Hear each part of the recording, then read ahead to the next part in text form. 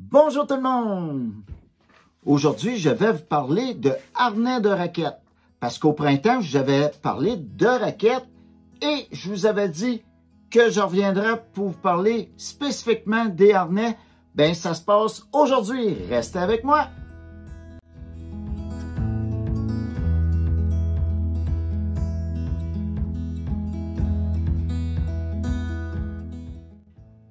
Bienvenue sur ma chaîne Rockwood Survie.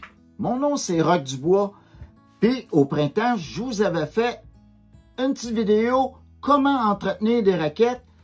Aujourd'hui, c'est un petit peu la suite de cette vidéo-là parce que je vais vous parler spécifiquement, c'est des harnais.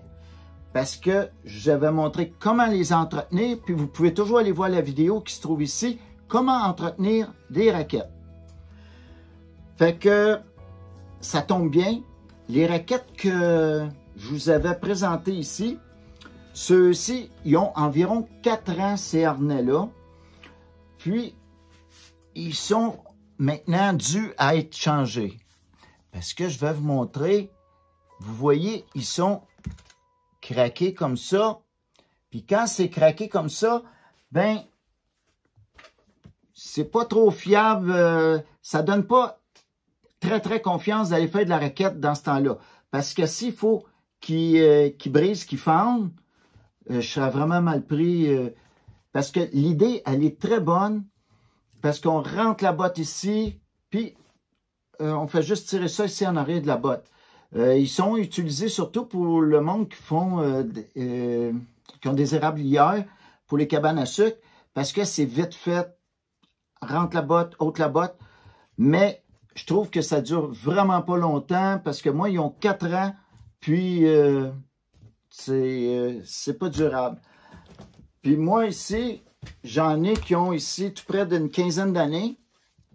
Ils sont en cuir, puis c'est une quinzaine d'années, puis on en fait beaucoup de la raquette. Ceux-là, c'est ceux de mon épouse. Puis on fait environ au moins 15 à 20 fois de la raquette par hiver. Fait que ces raquettes-là, on les nourrit avec de l'huile de sabot de bœuf, le cuir, puis c'est très souple, c'est super résistant, ils sont pas craqués, ils sont pas brisés, ça part, la courroie passe juste ici en arrière comme ça, puis on met la botte ici.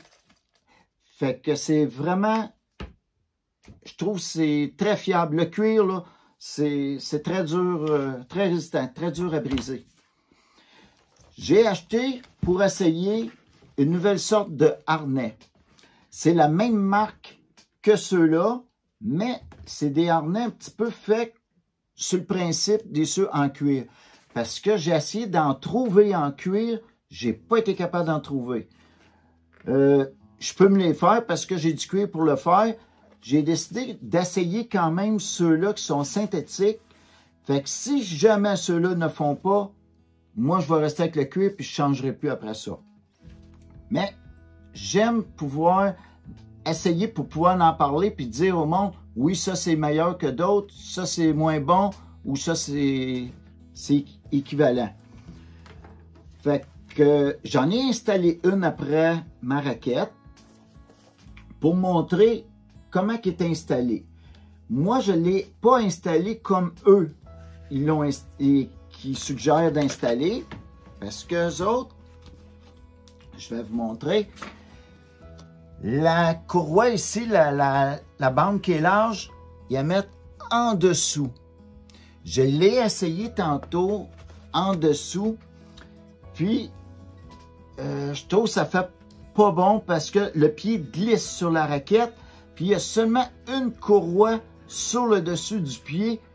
Puis, si on serre, ça serre trop le pied. Puis, si on le serre pas assez, le pied il débarque facilement. Fait que j'ai fait le même principe que si ça serait en cuir. La partie large va en haut, puis ça tient la botte au complet, puis ça la tient serrée là. Puis c'est pas juste une courroie pour engourdir les orteils. Parce que quand on serre trop, on engourdit les orteils, la botte, elle est trop raccourcillée. Puis si je le serre pas assez, ben ça fait le contraire. Fait que si je l'ai installé de la même façon qu'en cuir, ça tient vraiment, vraiment bien. Parce que la botte, elle, il faut qu'elle travaille dans le vide ici. Comme ceci. Moi, je suis capable de passer ma main au complet ici en avant de la botte. C'est ce qu'il faut. Puis si on regarde en dessous, c'est comme ça. C'est à peu près 2/3 de la botte qui dépasse dans le trou. Fait que c'est ce que ça donne. Fait que elle travaille très bien de cette façon-là. Puis, j'ai serré comme il faut mon harnais dessus le pied. Fait que ça couvre mon pied, ça engourdit pas les orteils. C'est vraiment stable comme ça. Parce que je l'ai essayé de la façon qu'ils ont montré, puis c'était vraiment, là, ça allait pas bien. Parce que ma botte sur le dessus du harnais glissait, puis la courroie sur le dessus enfonçait dans ma botte, puis j'aimais pas ça. Fait que je vais installer mon harnais sur mon autre raquette, puis après ça, on va aller essayer ça à l'extérieur pour vous montrer ce que ça donne. Bon, j'ai fixé mes harnais après les raquettes. Maintenant, j'ai les raquettes au pied. Je vais vous montrer ce que ça donne. Comme vous voyez, l'espace que je vous parlais, il faut passer au moins l'épaisseur d'une main, à peu près 1/3 ici, les 2/3 qui sont dans le vide, pour qu'il y ait une bonne flexibilité le pied. Puis, vous voyez, la fixation de mon harnais tient très bien mon pied, puis il n'y a pas de danger que ça engourdisse le pied avec un ruban qui est large comme ça, au lieu de juste la petite courroie.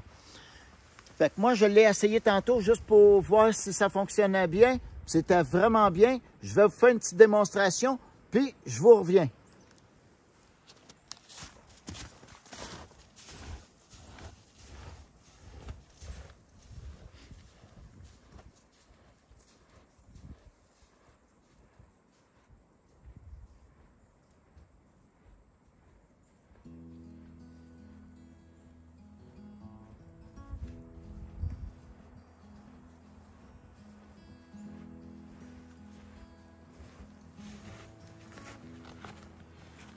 Bon, ça marche super bien.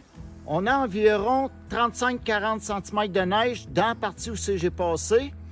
Fait que, pour vous dire, c'est le temps qui va dire si le produit il est bon, mais côté confortabilité, j'ai pas un mot à dire, c'est excellent. Fait que j'espère que vous avez aimé la petite vidéo. Si vous l'avez aimé, vous me faites un petit pouce comme d'habitude. Et si jamais vous n'êtes pas abonné, c'est le temps de vous abonner. Et sur ça, je vous souhaite une bonne journée et à une prochaine vidéo.